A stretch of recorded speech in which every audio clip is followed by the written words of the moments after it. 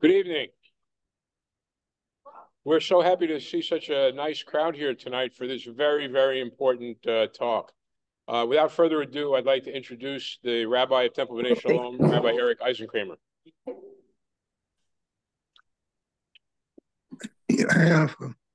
Thank you for that, but I didn't do anything yet. But I want to welcome everybody here to Temple B'nai Shalom. We're so pleased to have you join us. We have our folks here in our social hall, and we have folks on Zoom, and we're very pleased you're here for an extremely important event taking place tonight. We're so pleased here at Temple B'nai Shalom to welcome Eilat Tibi. She is going to be telling her story of surviving the Nova Music Festival and then enlisting in the Israeli Air Force to serve afterwards. So we're very pleased and very honored to have her. Before we begin, I'd like to point out, if you can look to your right and left, you will see artwork on both of our walls here. This artwork was made by the children of the Hatikva Academy in support of Israel, and we appreciate what they've done to show their love for our brothers and sisters in the Jewish state. This evening at sundown ends Yom HaShoah, Holocaust Remembrance Day. This attack on October 7th was the most number of Jews who perished since the Holocaust. Let that sink in for a minute. 75 years, this attack led to the most number of Jews perishing since the Holocaust. It's an awful attack, and but we at Temple B'nai Shalom and we here in our Jewish community stand with our brothers and sisters in Israel, and we're so pleased that Eilat is with us today. I'd also like to welcome other rabbis who are joining us here this evening, Rabbi Bran Spiegel from East Brunswick Jewish Center and Rabbi Kerry Olitsky. Very pleased to have you with us. And before we begin, I'd like to say a few thank yous. I'd like to say a special thank you to Eilat Tibi for coming here to East Brunswick to be with us. So we really appreciate that. I'd like to thank the Daniel Pearl Education Center and Andy Boyarsky for setting up and sponsoring this important program this evening. I'd like to say a special thank you to Sheila and Larry Sachs, members of the DPEC, whose work, as you'll hear, made this evening possible. Thank you. And I want to thank all of you for joining us here in our social hall and online to hear this important event. So without further ado, it's my pleasure to invite up the Mayor of East Brunswick, Brad Cohen, to share some words and greetings.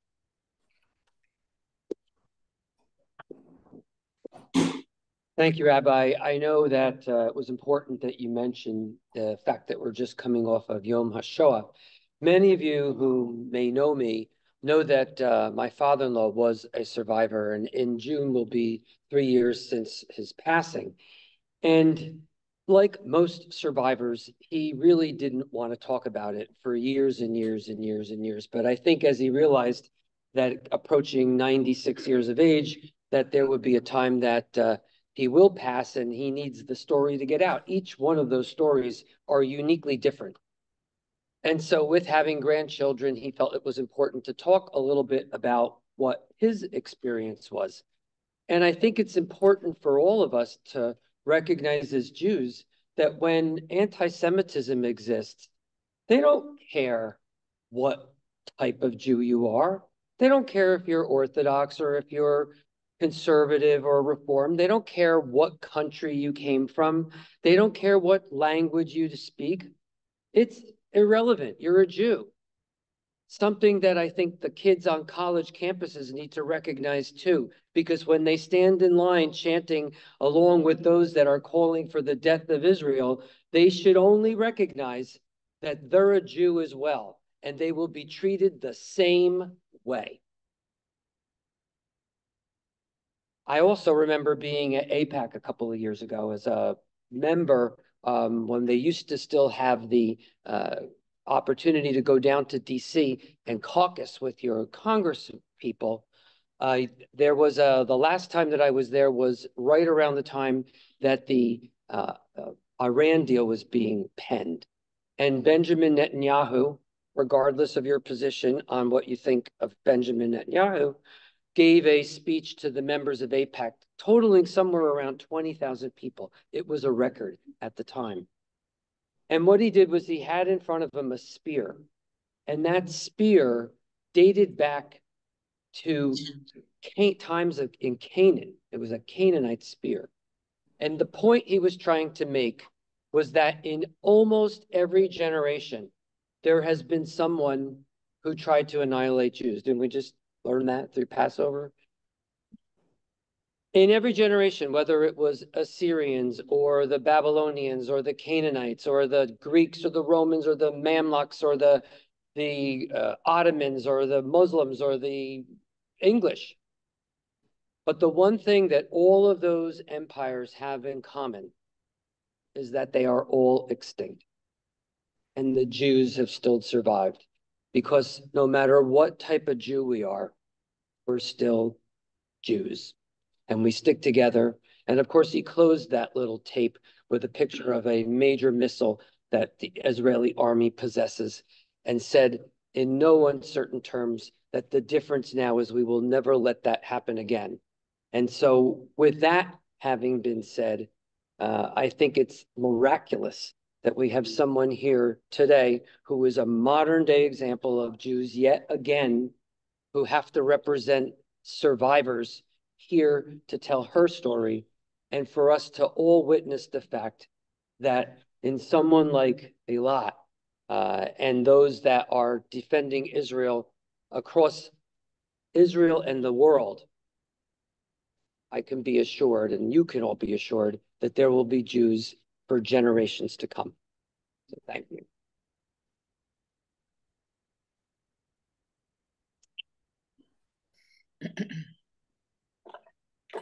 So tonight is very interesting for us at Daniel Pearl Education Center to be able to co-sponsor this. And for me specifically, I don't have any notes because I'm not going to speak. So everybody can clap again. Two things come to mind for tonight. First, when most people think of the word beshert, they usually think of good things and nice things, right? How about this for beshert? On October 6th, right here on this stage, we were having a talk by a relatively well-known historian from Florida named Robert Watson, and he was talking on October 6th about 8 o'clock, 9 o'clock at night about the history of anti-Semitism. So at 9 o'clock at night here in East Brunswick is about 3 o'clock in the morning in Israel, and that would be October 7th. So that was happening right when he was talking. The other thing I'd like to mention also is on the table up here, there are things that we hope that you can help make a donation to the surviving families. There are dog tags, there are hats, there's all kinds of things if you'd like to partake. So without any further ado from me, I'm going to introduce Sheila Sachs, who actually met Eilat and had her come here. Sheila.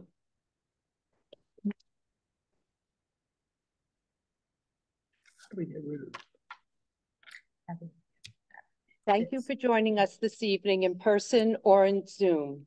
Sadly, it is the horrific attack on Israel by Hamas terrorists on October 7th, 2023, that brings us together. 6:29 a.m., the moment the music stood still, when life changed tragically for the 3,500 attendees at the Nova Music Festival and for thousands of Israelis living in the area. A festival billed as a celebration of life, peace, and music, but that turned deadly for 370 beautiful souls. Nearly 1/3 of the 1,200 innocent men, women, and children murdered throughout Israel on that horrifying day. The heart-wrenching Black Saturday continues today, with tomorrow marking 7 months in captivity for the 134 hostages still being held by the Hamas terrorists. It was at the heartbreaking Nova Music Festival exhibit in New York that Larry and I met Eilat. There she shared her firsthand experience of attending and surviving the Nova Festival. A graduate of Tel Aviv University with a Master's of Arts in Public Administration, Eilat was discharged from the IDF 2 years ago and worked as the advisor and community relations manager to the deputy mayor of Tel Aviv, Jaffa. Since the beginning of the ongoing war, Eilat, like many young Israelis, has returned to serve as a reservist, as a commander in the operational headquarters of the Israeli Air Force. This evening, as we observe Yom HaShoah and remember the 6 million Jews who were murdered during the Holocaust for being Jewish, we remember those who were murdered at the Nova Festival and throughout Israel who were also targeted for the crime of just being Jewish.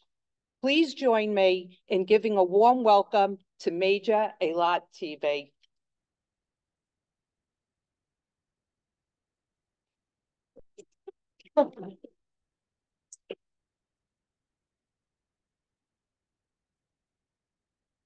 Hello, everyone. Thank you, Sheila, for introducing me. It's really an honor to be here with you, people from the community, the mayor. It's really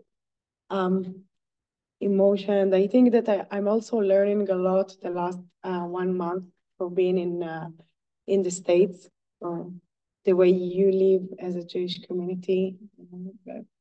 Really like seeing you together and talking about Jewish community, no matter who Jew you are. You can learn a lot from you in Israel. And I will tell you my story about October 7 and also my journey from that day. First, really on the next, Sheila already introduced me. I can say that I'm from Eilat. Yeah, and who doesn't know Eilat, the south of Israel. And I live in Tel Aviv the last 14 years. And in the next slide, I can tell you that you want to like, yeah. You're the boss. Just tell me when to do it. I will tell you. My story began 3 months before October 7, when I bought the tickets to the Nova Festival. I bought it really 3 months before when they opened the tickets. It wasn't supposed to be the best festival of the Nova production. I'm part of the music festival community from the age of 25. I am going to festivals and music, also trance music festivals, and really live the idea of celebrate life and love through music and dance. For me, being part, I don't know what you see. Yeah, I can. Keep going. So for me, being part of this community, this is we're really excited for this festival. Me and my friends bought the tickets. Me and my 2 friends, Norit and Chen. I know that will be a lot of people there that I know, people that I camp with, people that I meet all over the festivals in Israel. And we really get ready to the festival. You can see in the next slide that I bought a new outfit. It's a horrible picture, but I bought a new outfit. And I did my nails with the son of Nova, the woman who can relate.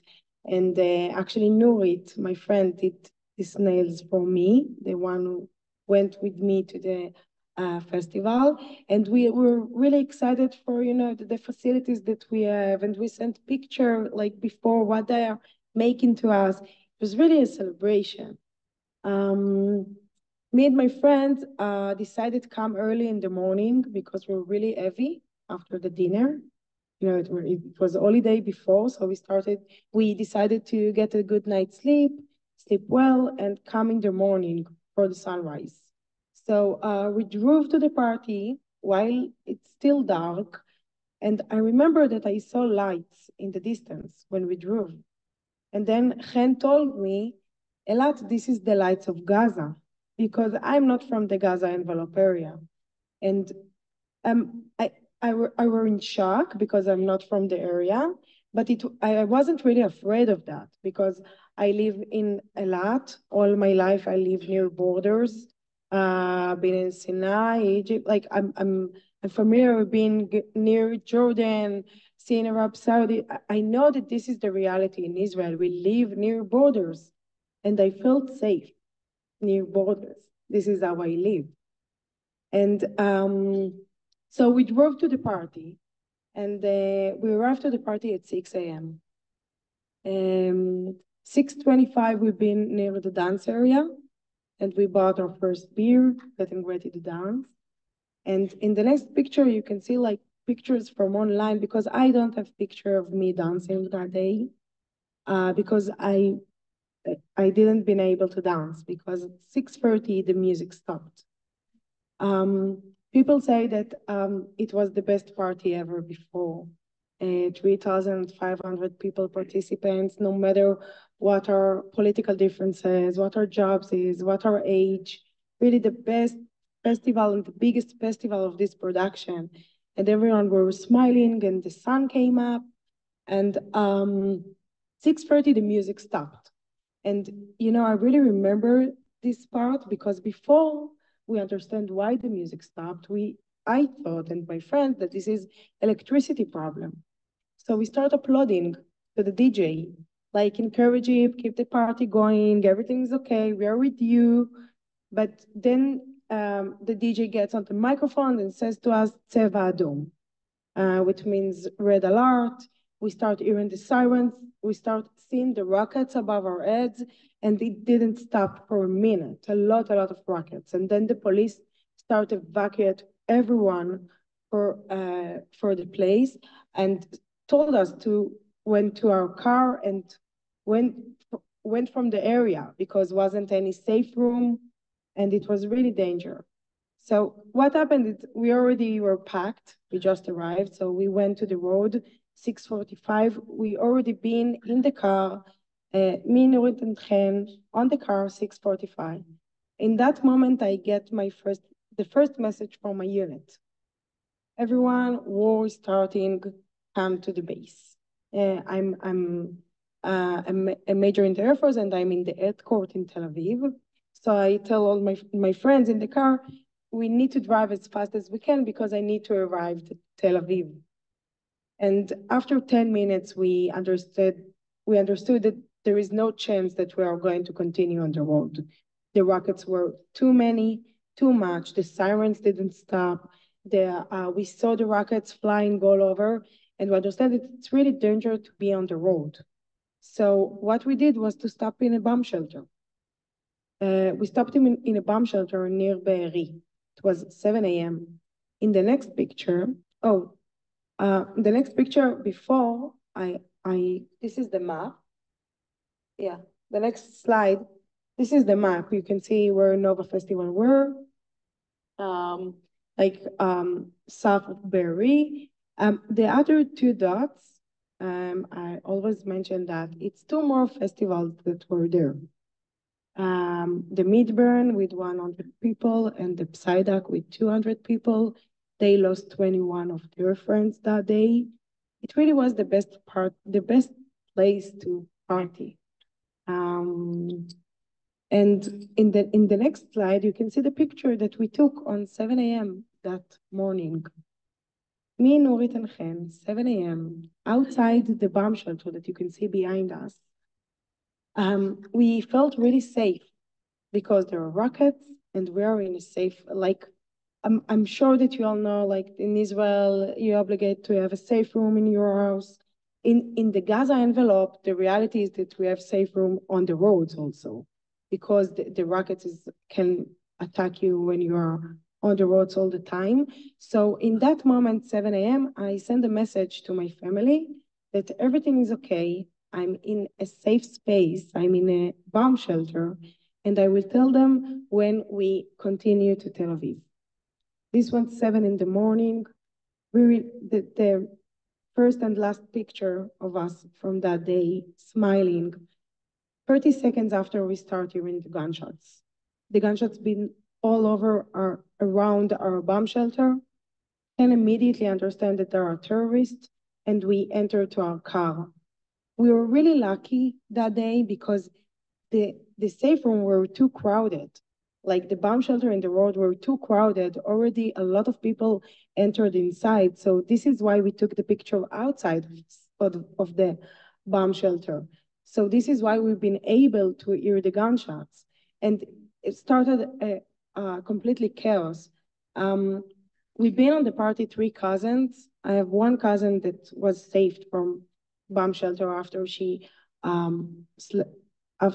been under dead bodies 4 hours. And she told me that they didn't hear the gunshots.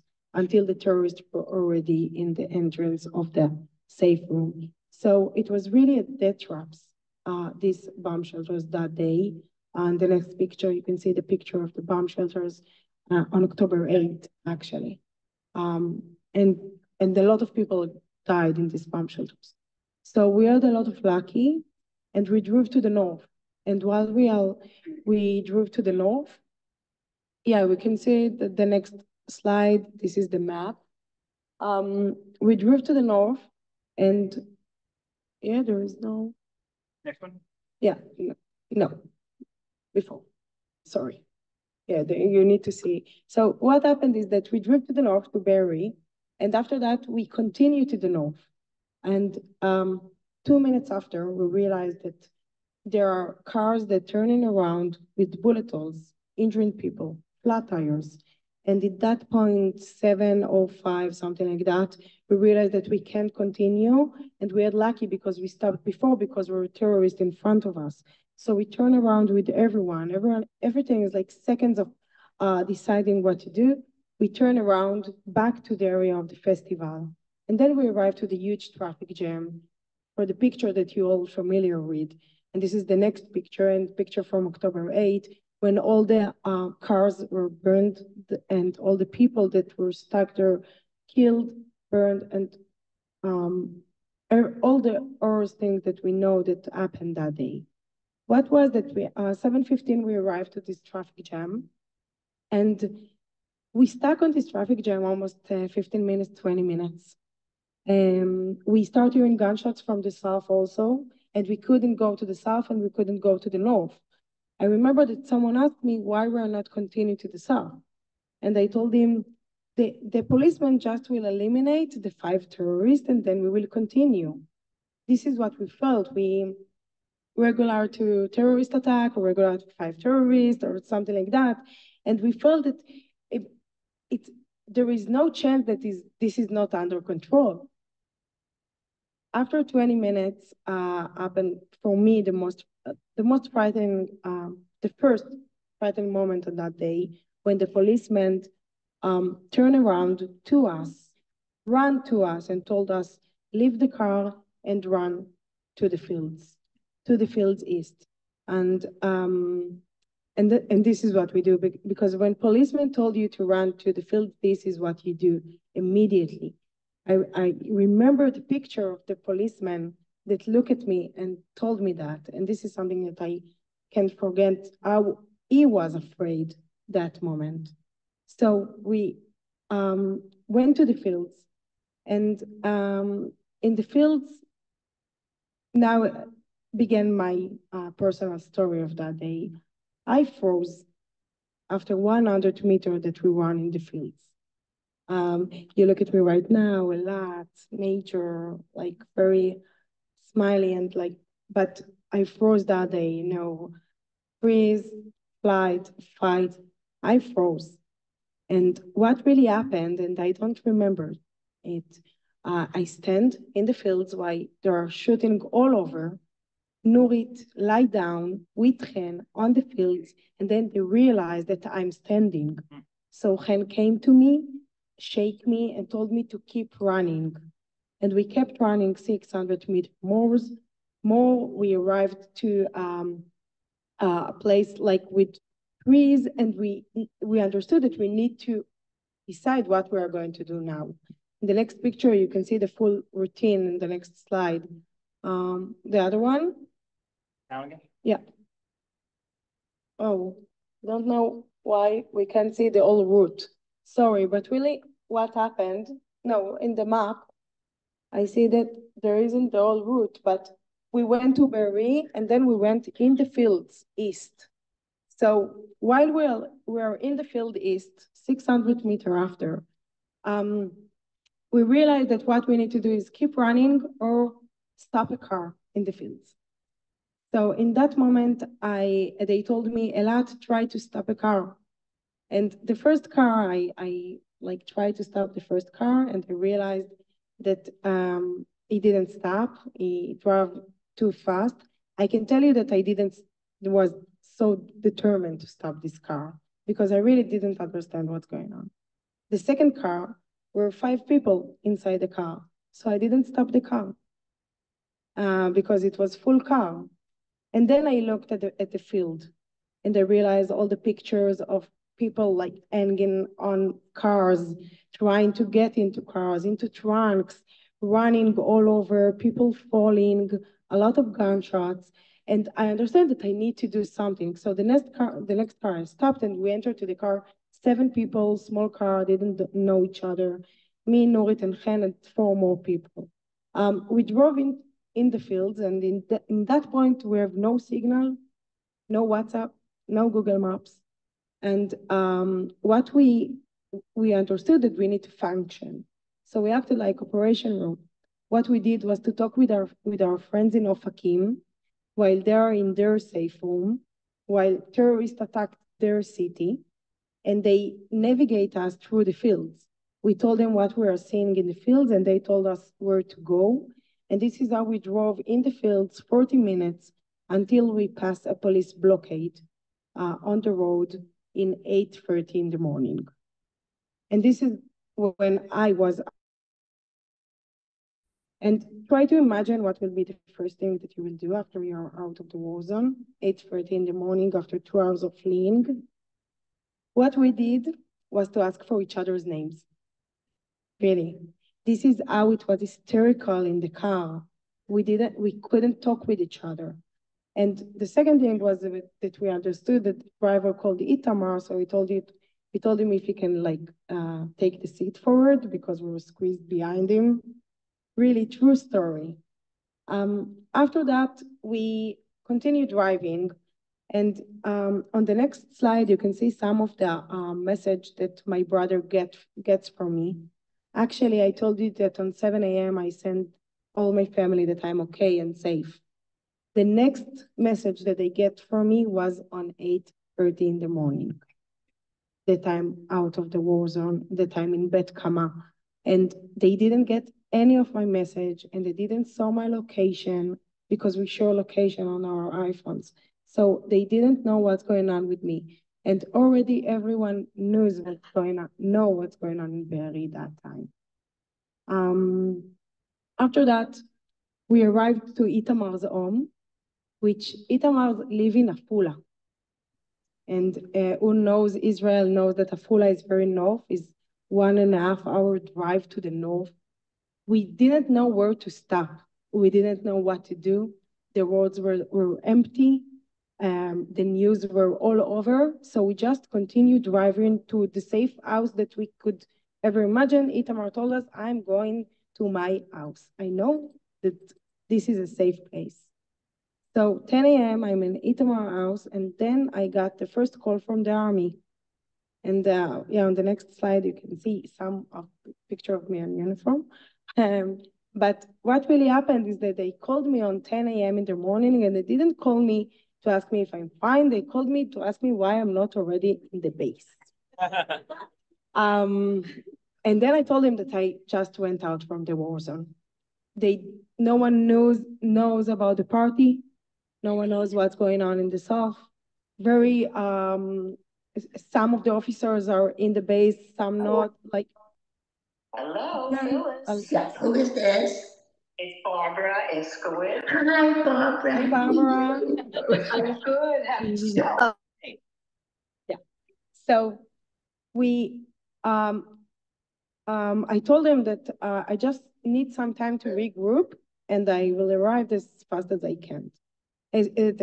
So the next day, 7 a.m., after I went to my mother's house in the evening before, 7 a.m. on October 8th, I've been in the base.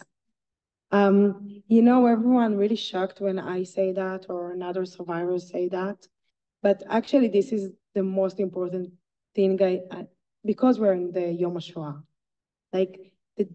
What we saw on October 7 was the most evil terror that we could see after a Shoah. But the difference is that after this has happened to me and I saved, I had a unit to go to. I had a country to defend to. I had a community to be part of.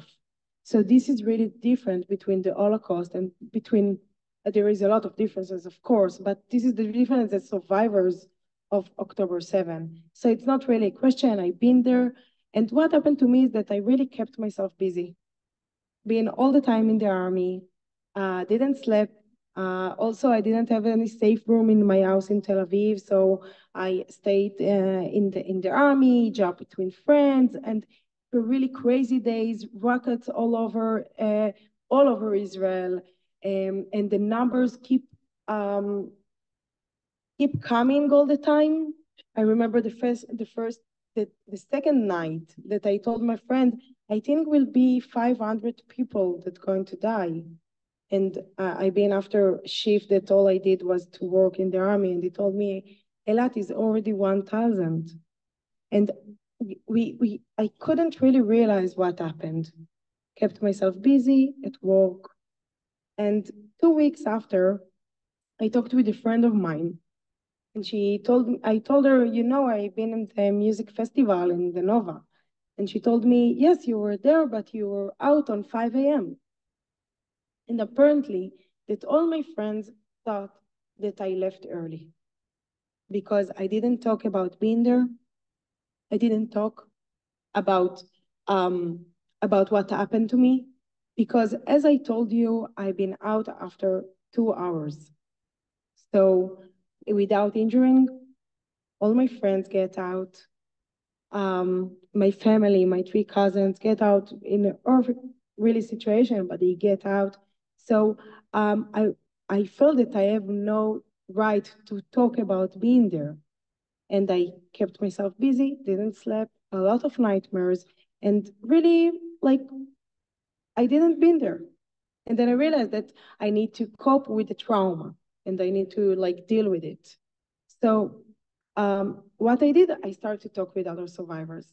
This friend took me to Binyamina 2 weeks after to the place of the Nova survivors, the place that the production of the Nova created for the survivors, because we've been very random people all over Israel. They just suffered this magnitude event.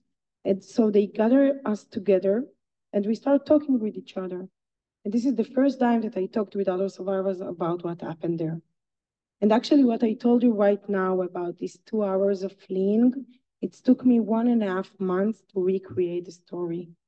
And every day I get more details. Today I get number for someone that's been with me in the bomb shelters in Be'eri, and I hope to close with him and more details about what happened there.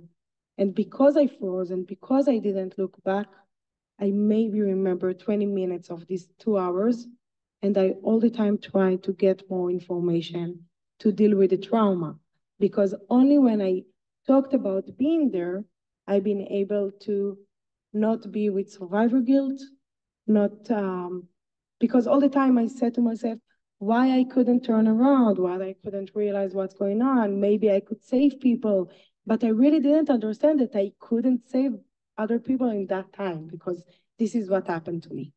And after I connect all the dots and I talked with Norit and Chen, apparently that they saw dead bodies and terrorists all the time, really.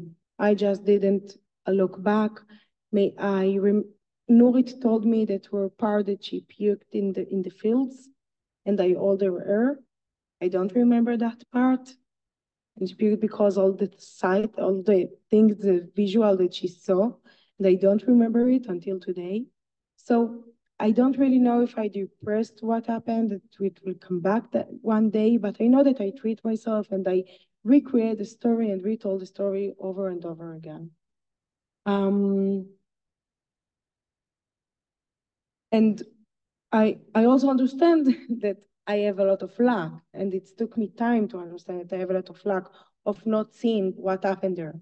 And the last months in the States when I'm telling my story, and the last 6 months when I function in reserve, helped me to understand that I have lucky to not seeing what I saw or not remember what I saw, because I can function and be here with you and tell you what happened to my friends.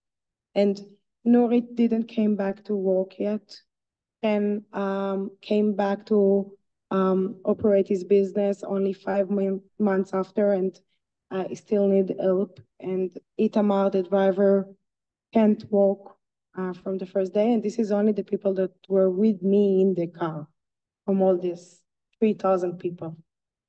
I want to finish with like something, I don't know. Positive. In the next picture, you can see me with my haircut. No, this is not positive, sorry. It's good, it's important to say, no, before, it's important to say that the Nova community lost 370 of her friends and 40 policemen on that day that protect us. And also 44 friends got hostage to Gaza. It's really been a magnitude event on that day. And the only way us recover was to being together. We do memorial to each other, to our friends, and hold each other together, because this is the only way to create our story or the future. And now when I finish with Op, I can show you the picture with the haircut, and you can see that I have purple hair. And I have a dream from the age of 20 to have a purple hair. After I understood that I love purple, and I really want purple hair, and I had a lot of excuses why not to do that, and times in the army and times not, and then I decided to dye my hair in purple. But I decided after I realized that the love and the compassion from the people in my life, how much is luck, and it's not a given that I'm here. And it was in December after I did a gomel, and before Hanukkah, before I got my friends together to say thank you about the miracle that I had. And I dyed my hair in purple. And the idea of that is that I understood that in order to truly look forward and create the future that I want for myself, and I have no right to not create a future in Israel. As a Jew that live in Israel and as a civilian in Israel, I have no right to not continue looking forward. I need to truly look back, recreate, accept what happened, and talk about it. And this is Pesach, and this is a Shoah, and this is our time right now. And there is a lot of people in Israel that can't do that because we are still traumatized. We are still every day losing people in Israel, and we are still afraid to lose everyday people in Israel. And I'm here to talk or hear the voice for the people that can't be here today and don't have the luck to look forward and create their future. And thank you so much for having me. Really, you're amazing. Thank you. That was a film. Thank you. That was amazing. I have a lot of stories. Thank you. Eilat, we want to thank you so very much for being with us and for sharing those words. I think you are very courageous. I think she's very courageous. Go through what you've been through. You speak to us today. And I was very moved when you spoke about how, now that we have Israel, when we are attacked, now that we fight back. We fight back, and that's very important. So I want to thank you so much. And now Eilat will be taking some questions. We're going to start in person here. I'll go ahead and take the questions. So if you'd like to ask her any questions, please do so. Yeah. Yes, go ahead. You've heard in this country that the Israeli government, some people in the government, were forewarned about what happened October 7th. It seems like it was totally ignored, whether it be by the intelligence service or the Prime Minister's office, whatever. Can you maybe expound a little on that? Yeah, I don't think that I have clever things to say about this thing. I can say that as an Israeli and as an officer in the army, it's been really hard the first days, and my commander were really ashamed what happened. And I, as a commander the last 12 years, didn't know why the intelligence didn't know, or why our operations didn't create a safer space for the people in the Gaza envelope. For first, I don't know if I can say that what happened is 50 years after Kippur.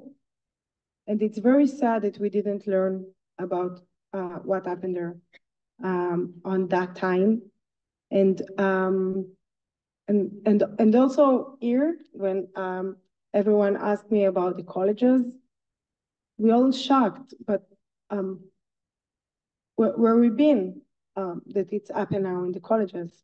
I don't really know what to tell you. I know that I did my best to protect the Israeli people when I did serve, and everyone did that. I don't want to.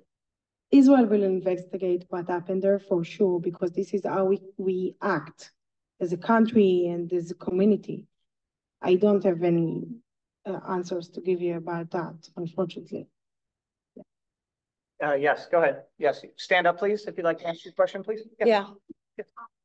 I'd like to understand why did not have funds to protect themselves on the border when there's always a potential. Yeah, I think like the gentleman asked, the potential wasn't as much as we thought that the potential would be.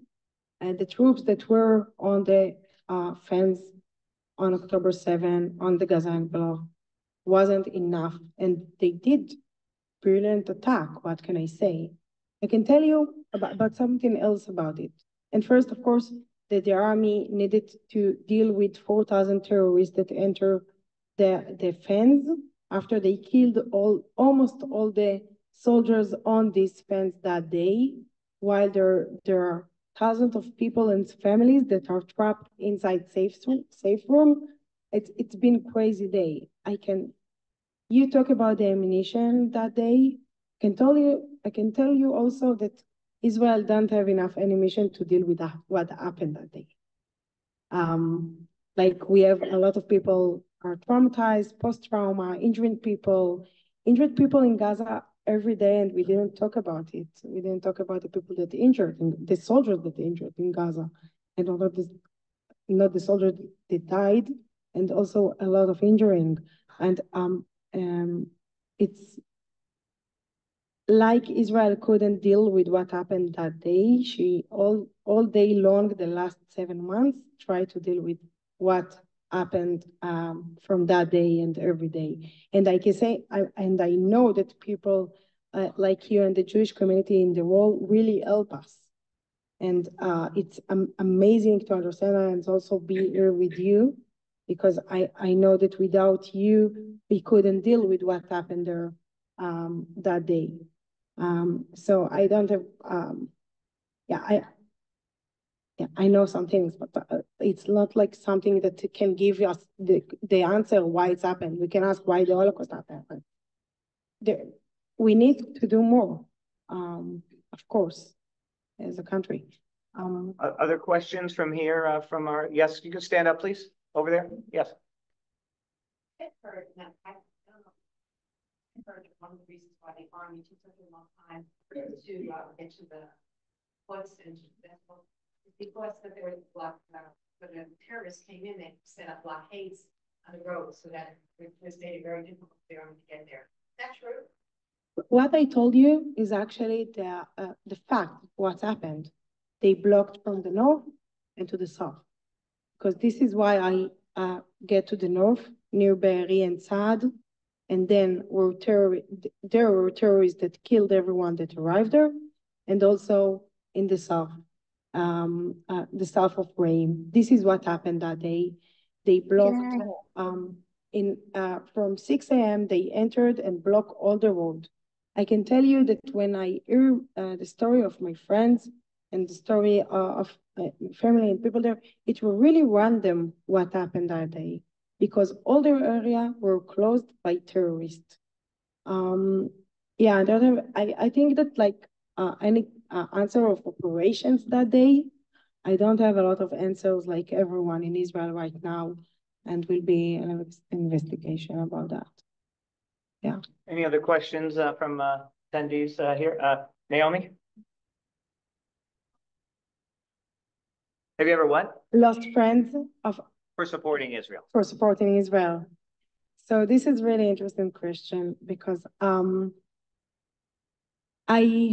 live as a Jew in Israel. So as a Jew in Israel, and I told that Shira and Larry when I met them, as a Jew in Israel, October 7 was the first time that I felt for anti-Semitism. The first time. The first time that the world denied what happened to me, happened to my family, that I felt anti-Semitism on my body or what happened to me. Of course, I knew that there is anti-Semitism, but it's not something that I felt. I really remember the first talk with my friends that week, that we were shocked. And of course, that you were also shocked about how the world react from that day. So I'm also, today she asked me if I didn't feel anti-Semitism from the Arabs in Israel. And I told her that all the Arabs that been with me at the university, and they talked with me as a legitimate Jew because they live with me. Of course, we thought different things about how Israel should exist, if like only for the Jew country or like all citizens country, but I never felt that someone angry or like I don't know how to say it, hate me because I'm a Jew. So first, you're full of courage and brave for living as Jews in the diaspora, because I know that now is more intense what you feel about anti-Semitism, but I know that you felt that all your life and in some intense and less intense. So it's crazy. And you know, I'm at the exhibit now of the Nova exhibition. There I met Larry and Jia, and it's important to say that in Wall Street, 35 in New York City, right? New York City, yeah. I learned in state. There is an exhibit, the Nova exhibition, that showed up what's going on that day with items from the festival, with the burning cars, the toilets with the bullet holes, with a lot of testimonies and videos, and you should go there to first. We can give you a lot of hope there and tools to see what happened, and you should say to your friends that the Jewish friends to come. But because you asked, I met a lot of people in the exhibit that told me that from October 7, all their Jewish friends are no longer their friends. And it's really sad to hear that and disappointment. And but on the other way, on October 7, we saw the worst and evil of the terror organization, but we also saw the good of the Israeli community and the Jewish community. And it's good that we have each other. And I understood that we line on each other. Like, without you and the diaspora, because of anti-Semitism that spread the idea that Israel is so important, we can't exist as a Jew in Israel. So, yeah. Thank you.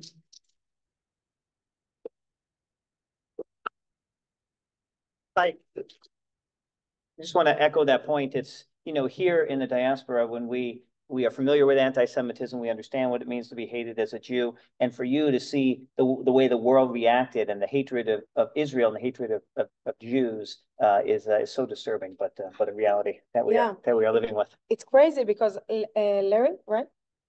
Not Larry. Andy? Andy, yeah. He told me that about what happened here on October 6th, that you talk about anti-Semitism. Right. And you talked about anti-Semitism not because this is what you want to talk about. Right. Okay? Because it's real. Because it's real, because it's part of your life. It's crazy. And I told him that you are maybe one of the communities that really know what's going on before October 7th. So good for you. For dealing with the issue, really, for dealing with the issue, because it's really important. And we need tools to deal with that, because it's crazy what's going on outside. Talking is incredibly inspiring. What is the real mood in Israel? We get kind of a jaded view from the news and from the media.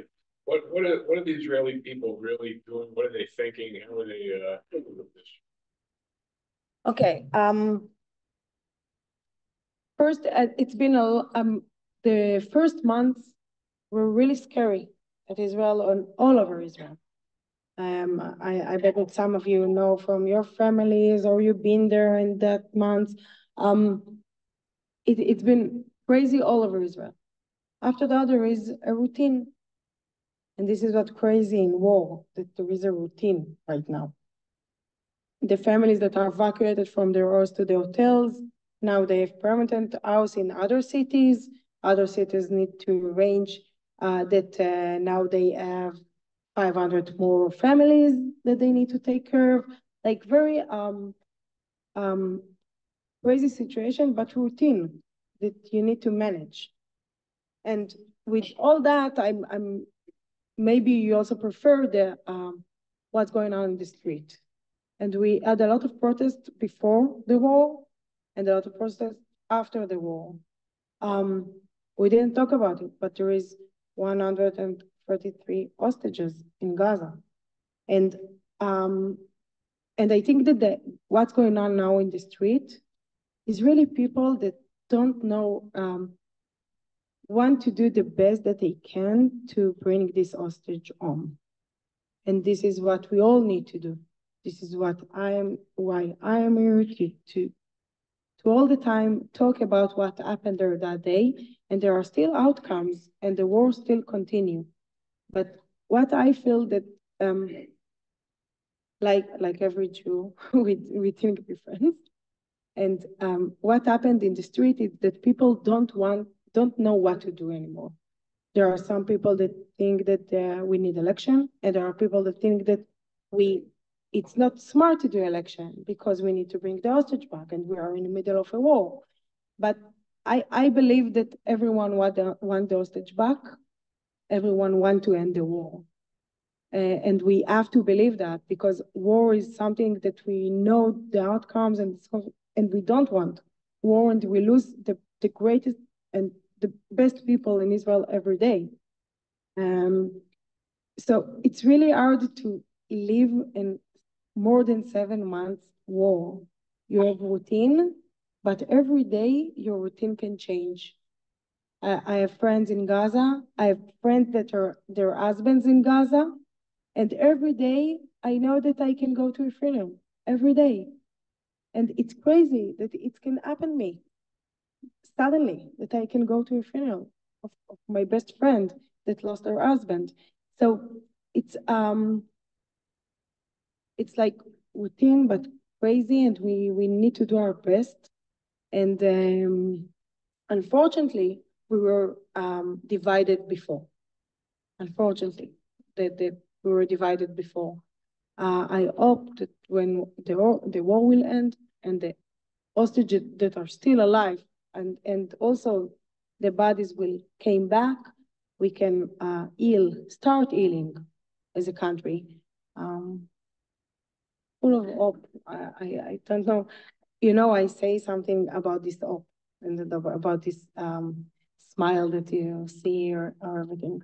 When someone almost died, like me, the love and compassion that I get from people is crazy. It's someone that only someone that almost died can understand the art that I get from that day of October 7. It took time to understand that, the love and compassion that people gave you, what you gave me right now, all your looks is really warm the heart. And we can take all this and the love of the people that died on October 7, and the tragedy is that the most peaceful in Gaza envelope died that day. The people that were killed that day were the people that want peace for the Palestinians in Israel. And the people that dance for love got killed and murdered that day. So we can take all this love that we get and replace it to hate and resentments and fear and everything. But it's not the way that we want to act and live. And because I have no choice to believe that will be peace in the Middle East, that the hostage will be back and we can live peacefully. I have no choice. I don't know if I will see it or my child or my children, but I have no choice to believe that. Someone told me that we need 40 years in the desert. Yeah, but then they told me, but then people died after 40 years. Now it's 8 years. So I don't really know. I'm really glad you, of course, mentioned the 130 hostages. With Pesach that just took place, we lit an extra candle at my Seder to think of the hostages who could not be home for Pesach at that time of freedom when they're still captive. So we're praying for them here at our synagogue and throughout the Jewish world. We are. Any other questions here? And then I'm going to take a few questions on Zoom. Yes, Rabbi. What can we do for you? What can the people here, the people of the United States, the people around the world do for our brothers and sisters now? Yeah. Thank you for asking. And first, not being silent. Not be silent. I know how much it's hard. And like I said, you're full of brave, because I'm talking about the hostage or what happened to me in a safe place. Israel for me is safe as a Jew. You need to talk about it with people that are walking with you, and you don't know if they are your friends or not, if they are believe you or not, no matter what you say. But we have to keep talking and keep spread the values of the Jewish community and Israel, because this war is about good values and bad values, really. And who support Israel understand that, and who is not supportive of Israel support things that are really bad and terrorist, and they don't understand. So first, keep talking, and I know how much it's hard, and every clue you have, and give your students, like your children that are students, give them tools to talk and push about what, like, create for you here. The second thing is, like, whatever you are doing, you keep doing, because without you, there is no Israel, really. And the second thing is, if you can help, come to Israel, help, donate, be part of any association, volunteer that you can do it. But first, stay safe here and speak. Yeah. If you're joining us on Zoom and you want to type a question in the chat, go right ahead and do that, please. And any other questions here in our social hall? Yes, go ahead. I really have a question, and I was debating whether I wanted to get it or not. But I know we all tend to kind of ask questions like we're asked here about how did this happen, and why did this happen, and why did Israel not know? I just want to let people know that there's a lot to be proud of also. As I was speaking about, my husband is Israeli. I lived in Israel. Our family's in Israel. And we watch Israel TV, their channel.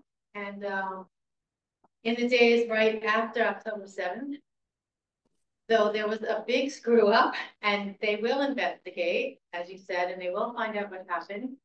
There were so many stories, so many people who took their weapon that they had in their house and just left and went to protect people and save people. And there was story after story after story of heroics and bravery and things that people did during this horrible time. Even when they maybe saw their whole family slaughtered, they still went out to their kibbutz or to their community. So I think though we're angry and we want to know what happened, we need to really be proud of what kind of people there are in Israel and the things that they did individually. Yeah,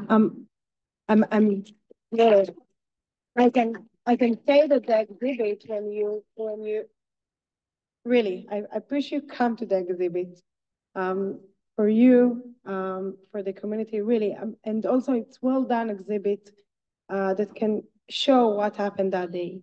When the exhibit is who produced the exhibit is the producer of the Nova Festival.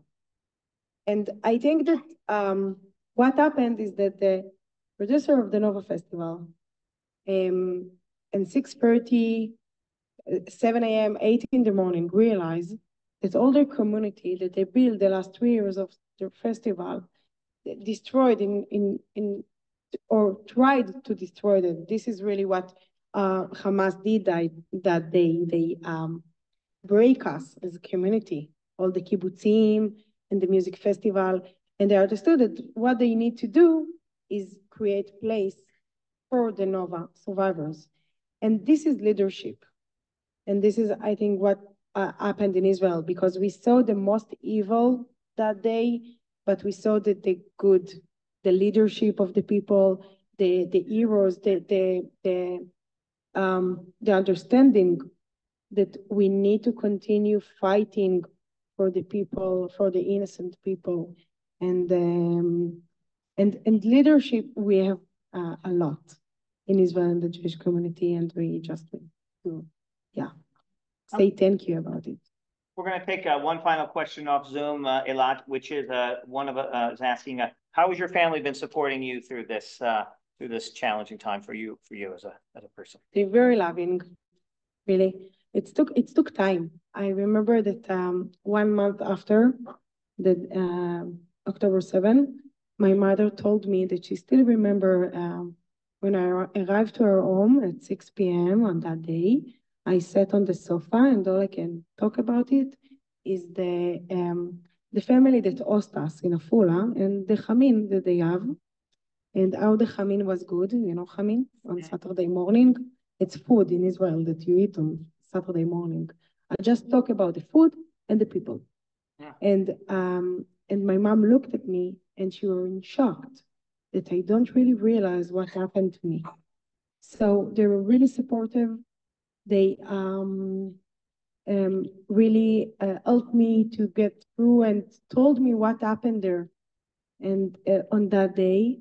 And I think that like every Israeli, they were in shock also, because then all the things that you want, it's not really matter, because you don't feel safe in your country for that day. You don't feel that your family is safe. And it's really shocking for all of us. But they're really supporting, full of love. And also my friends, and also you, it's like the love that I get and every one of us get every day. It's crazy, really. Before we end, I can say that there are things that you can sell, the donation that you can bring. The donation is going through to the Nova survivors. The exhibit is funding from another money of donors that funding the exhibit. All the money from the exhibition, from the merchandise that you will donate, you can do whatever you want. Also check will be to the survivors. What is happening is that from the first day, every places like I came to talk with other survivors, and now we are the production of the Nova build Nova House in Israel that will be exist the next 20 years for the survivors and for the family of the people that got murdered that day, that they will have treatment and make sure that everyone will be able to look forward and live their life. Thank you so much. Well done. I want to thank you all very much for joining us this evening. As Eilat mentioned, we have the items here to support the Nova survivors. And I just want to say, when we finish a book of the Torah, there's a special line we say, which is Chazak, Chazak, Benit Chazek. Be strong, and let us be strong together. Thank you all. That's all. Thank you for us.